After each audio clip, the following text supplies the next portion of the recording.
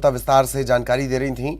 और अब बात कोरोना अपडेट की करेंगे। छत्तीसगढ़ के कोरोना अपडेट 24 घंटे के आंकड़े अगर देखे जाएं 233 नए मरीज सामने आए हैं। 24 घंटे में एक मरीज की जान भी चली गई है। रायपुर में सबसे ज्यादा 53 नए मरीज मिले हैं। बलौदा बाजार में 38 नए मरीज, सूरजपुर में 17, जशपुर में 17। फिलहाल एक्टिव केसेस की बात कर ली जाए 2061 एक्टिव केसेस हैं।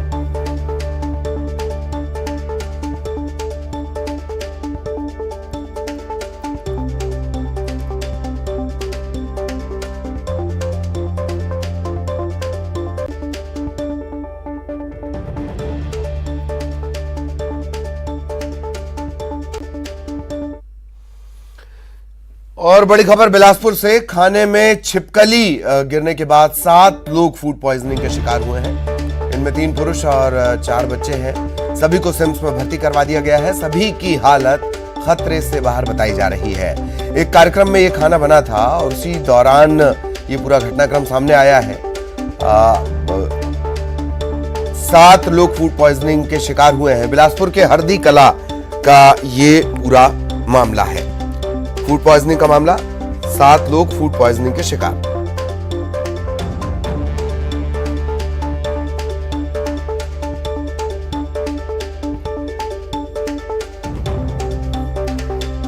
और ज्यादा जानकारी के साथ सहयोगी विनोद कुशवाहा इस वक्त हमारे साथ जुड़े हुए हैं। सीधा विनोद के पास आपको लिए चलेंगे। विनोद, पूरा घटनाक्रम और हालत खतरे से बाहर, अच्छी बात ये विनोद। बिल्कुल ललित, हालत खतरे से बाहर है। जो 3 पुरुष हैं और बच्चे हैं, लेकिन जैसा बताया जा रहा है कि रात को एक कार्यक्रम था हरदी कला गांव में, ये सिरगिट्टी थाना क्षेत्र के अंतर्गत आता है, और वहां पर भोजन बना हुआ था और जो लोग वहां पर कार्यक्रम में शामिल होने के लिए पहुंचे थे उनके द्वारा भोजन का सेवन किया गया। लेकिन अचानक उस समय हड़बड़ी और हड़कंप की स्थिति मच गई जब ये पता लगा कि भोजन में जो है छिपकली गिर गई थी और उसका सेवन लोगों ने किया है। उसके बाद तत्काल जो लोग पीड़ित थे उनमें से 4 बच्चे हैं और 3 पुरुष हैं। इन्हें तत्काल अस्पताल पहुंचाया गया, सिम्स अस्पताल पहुंचाया गया बिलासपुर में, जहाँ इनका देर रात ही और जो है इलाज जारी कर दिया गया डॉक्टरों के द्वारा। लेकिन अभी 24 से 36 घंटे तक ये सभी जो लोग हैं, जिसमें कि 3 पुरुष हैं और 4 बच्चे हैं, ये सभी निगरानी में हैं डॉक्टरों की। ऑब्जर्वेशन किया जा रहा है कि आगे किसी तरह के कोई सिम्टम्स ऐसे पॉइजनिंग के तो नहीं मिलते हैं। लेकिन फूड पॉइजनिंग की शिकायत के बाद इन सभियों को भर्ती कराया गया था और सभी का इलाज जो है जारी है। चूंकि प्रशासनिक अमला आज सीएम की तैयारियों में व्यस्त है, इस वजह से बहुत ज़्यादा भी विस्तृत जानकारी नहीं आ पा रही है कि और कौन लोग इसमें पीड़ित हुए हैं जिनको अस्पताल पहुंचाया गया। लेकिन देर रात जो है सिम्स में 4 बच्चे और 3 पुरुषों को वहां पर भर्ती कराया गया था, जो अभी जिनकी हालत खतरे से बाहर बताई जा रही है। ललित, चलिए, बहुत बहुत शुक्रिया विनोद आपका इस तमाम जानकारी के लिए। लेकिन आप हमारे साथ बने रहें, आगे भी अहम खबरों को लेकर हम आपसे चर्चा करेंगे। तो मुख्यमंत्री भूपेश बघेल आज बिलासपुर को तकरीबन 353 करोड़ 56 लाख रुपए की सौगात देने वाले हैं। 97 विकास कार्यों की सौगात दी जानी है। मुख्यमंत्री इन विकास कार्यों में से 277 करोड़ 31 लाख रुपए के लागत के 62 कार्यों का लोकार्पण और 76 करोड़ 25 लाख रुपए की लागत के 35 कार्यों का भूमि पूजन करेंगे। बिलासपुर में जिन प्रमुख कार्यों का लोकार्पण होना है उनमें 107 करोड़ 49 लाख रुपए की लागत से बिलासपुर रायपुर रोड स्थित महाराणा प्रताप चौक पर नवनिर्मित तिफरा फ्लाईओवर है। 36 करोड़ 56 लाख रुपए की लागत से बिलासपुर विश्वविद्यालय में निर्मित एकेडमी भवन है, पहुंच मार्ग है, बाउंड्री वॉल है। 6 करोड़ 77 लाख रुपए की लागत से व्यापार विहार में निर्मित प्लानिटोरियम शामिल है। ये जो फ्लाईओवर है ये बहुप्रतीक्षित फ्लाईओवर है और इसके मिलने के बाद बिलासपुर के लोगों को जाम से राहत मिलेगी। इसके अलावा अंबिकापुर कोरबा जाने वाले लोगों को भी सुविधा मिलेगी। सीएम छत्तीसगढ़ के पहले तारामंडल की सौगात भी देंगे। 6 करोड़ 77 लाख की लागत से व्यापार विहार में प्लानिटोरियम बनाया गया है।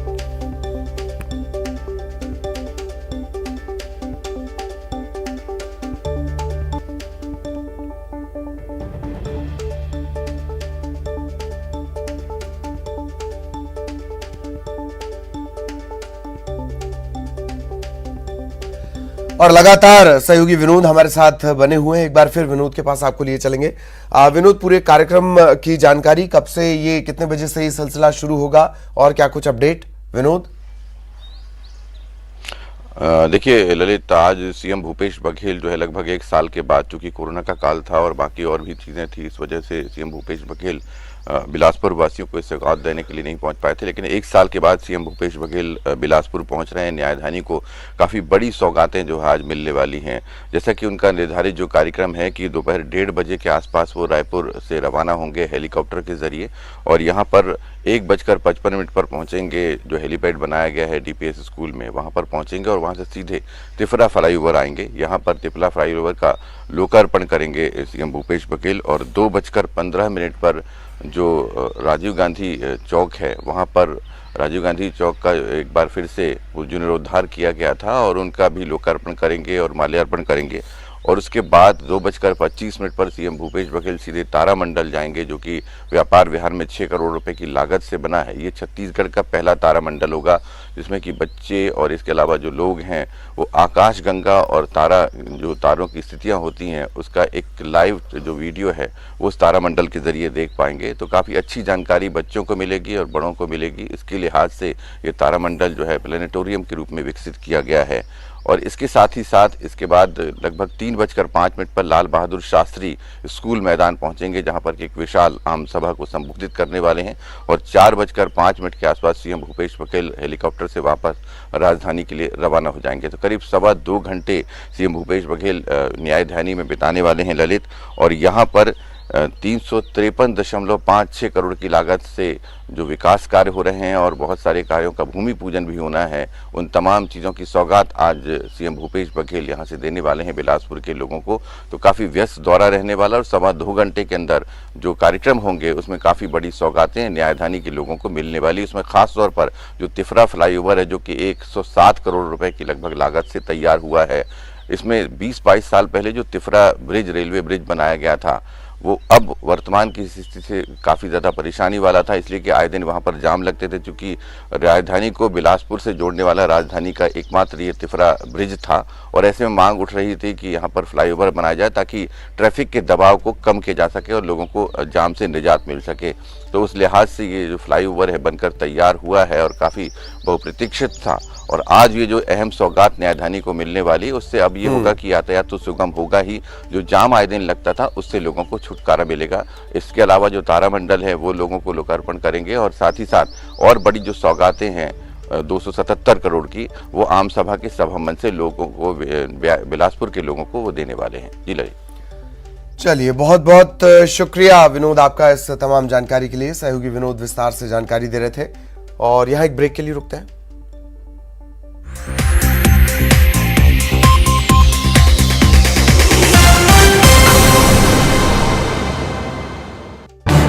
इस न्यूज हेडलाइंस के प्रायोजक पेट सफा आयुर्वेदिक जून। पेट सफा, हर रोग दफा।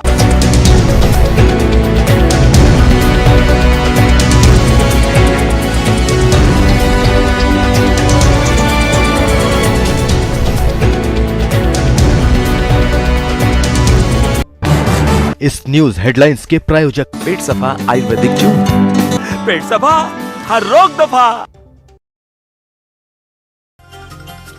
कमलनाथ के चंबल दौरे पर बोले बीजेपी प्रदेश अध्यक्ष वीडी शर्मा। कहा, कम से कम कमलनाथ सड़क पर आए तो सही, अभी तक जनता के बीच जाते ही नहीं थे। इटारसी में गृह मंत्री नरोत्तम मिश्रा ने संत गाडगे की प्रतिमा का किया अनावरण। इटारसी पुलिस लाइन में 17 करोड़ की लागत से बने 120 भवनों का किया लोकार्पण। श्योपुर जिले के एसपी बने आलोक कुमार, गृह विभाग ने जारी किया आदेश। उज्जैन के ज्योतिनगर इलाके में लगी ट्रांसफार्मर्स में आग, 5 किलोमीटर दूर तक दिखा काला धुआं। दमकल कर्मियों ने कड़ी मशक्कत के बाद पाया आग पर काबू। इंदौर में कॉपर वायर की बड़ी तस्करी का खुलासा। जीआरपी ने रेलवे स्टेशन से 40 लाख से ज्यादा का कॉपर वायर पकड़ा। ट्रेन से दिल्ली भेजा जा रहा था वायर। ट्रेन कर्मचारियों की मिलीभगत की आशंका। डिंडौरी के कलेक्ट्रेट कॉलोनी में एक कर्मचारी के घर में मिला रसल वाइपर। डिंडौरी विधायक के बेटे ने कड़ी मशक्कत के बाद वाइपर को पकड़ा, सुरक्षित जगह पर छोड़ा गया। हरदा में पीएम आवास योजना के 202 हितग्राहियों को कराया गया गृह प्रवेश। पीएम आवास योजना के 3,308 मकानों का हुआ भूमि पूजन। कृषि मंत्री कमल पटेल बोले, गरीबों के लिए भगवान बनकर आए प्रधानमंत्री मोदी। ग्वालियर में अवैध कॉलोनियों को वैध करने की तैयारियां शुरू। नियमित होंगी शहर की कुल 429 अवैध कॉलोनियां। निगम की अपात्र सूची में रखी गई 267 कॉलोनियों का होगा सत्यापन। ग्वालियर में पुलिस के सामने हुई फायरिंग। हजीरा में दो पक्षों में विवाद के दौरान चली गोली। प्लॉट पर कब्जा करने के विवाद में हुई फायरिंग। रायसेन में पुलिस ने 6 चोरों को पकड़ा। चोरों से 2,78,000 का सामान बरामद, भेजा गया जेल। सतना में संदिग्ध परिस्थितियों में मिला लापता छात्र का शव। 16 फरवरी के रात को गायब हुआ था छात्र, पुलिस पड़ताल जारी। मुरैना पुलिस ने एटीएम काटकर चोरी करने वाले गिरोह का किया पर्दाफाश। गिरोह के मुख्य सरगना को पकड़ा। अब तक देश भर में 200 से ज्यादा एटीएम काटकर कर चुके हैं चोरी। बुरहानपुर में कलेक्टर के निर्देश पर बाल विवाह रोकने के लिए सक्रियता बढ़ी। गणपति थाना इलाके में रोका गया बाल विवाह। अभिभावकों ने मानी महिला बाल विकास विभाग की टीम की बात। उमरिया में लुटेरों को पकड़ने के लिए 30,000 के इनाम की घोषणा। 19 फरवरी को सेना के जवान के साथ हुई थी लूटपाट। सीसीटीवी के आधार पर आरोपियों की तलाश जारी। बुरहानपुर में न्यूज 18 की खबर का असर। कलेक्टर ने दिया पट्टे को निरस्त करने का आदेश। राठौर समाज ने मंदिर की जमीन पर निजी आवासीय पट्टा दिए जाने का किया था विरोध। गुना में ठेकेदार से रिश्वत लेते पंचायत सचिव गिरफ्तार। 40,000 की घूस लेते पंचायत सचिव गिरफ्तार। बिल पास कराने की एवज में मांगी थी घूस। उमरिया में मजदूरों की मेहनत पर दलालों का डाका। ज्यादा पैसे का लालच देकर करवाई गई मजदूरी। ठेकेदार से एडवांस में मजदूरी का भुगतान लेकर हुए फरार।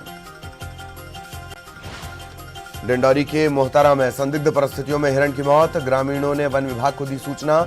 समय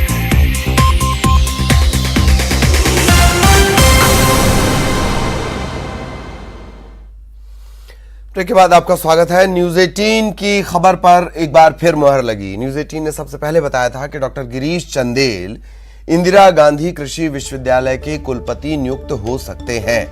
अब इसे लेकर आदेश जारी कर दिया गया है। राज्यपाल अनुसुईया उइके ने गिरीश चंदेल को यूनिवर्सिटी का नया वीसी नियुक्त किया है। डॉक्टर गिरीश चंदेल देश के प्रख्यात पौध प्रजनक और जैव प्रौद्योगिकी के वैज्ञानिक हैं। नए वीसी छत्तीसगढ़ के सिमगा हथबंद के कुकराचुंदा गांव के मूल निवासी हैं।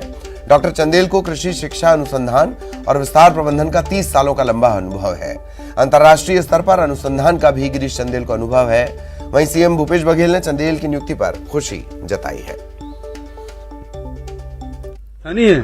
चलो धन्यवाद। जो आवाज उठाई गई राजभवन तक पहुंची और उसमें सफलता मिली तो सबको बधाई।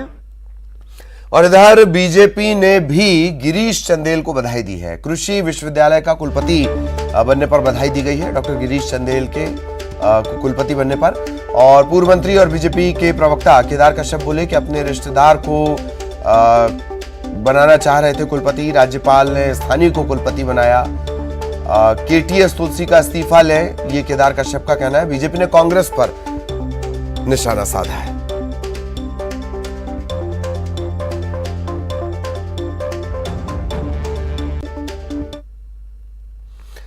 रायपुर के रविशंकर शुक्ल विश्वविद्यालय स्थित पोस्ट ऑफिस में एफडी घोटाला करने वाली महिला एजेंट की जमानत याचिका खारिज हो गई।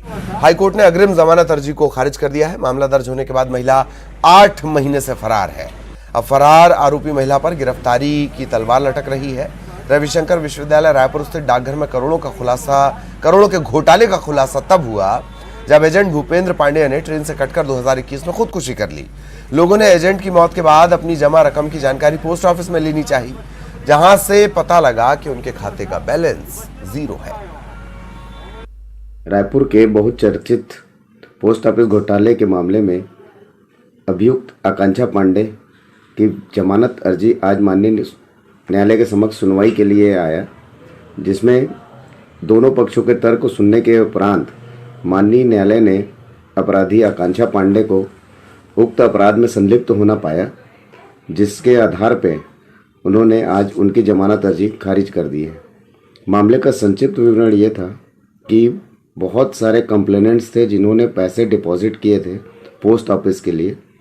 उस फिक्स डिपॉजिट को इन्होंने कभी भी पोस्ट ऑफिस में जमा ही नहीं किया, जिसकी वजह से जितने भी कंप्लेनेंट थे जिन्होंने पैसा दिया था डिपॉजिट करने के लिए, उन्होंने सरस्वती नगर थाने में एक एफआईआर रजिस्टर की थी, जिसके आधार पर आकांक्षा पांडे और अन्य के विरुद्ध 420 का मुकदमा दर्ज किया गया था।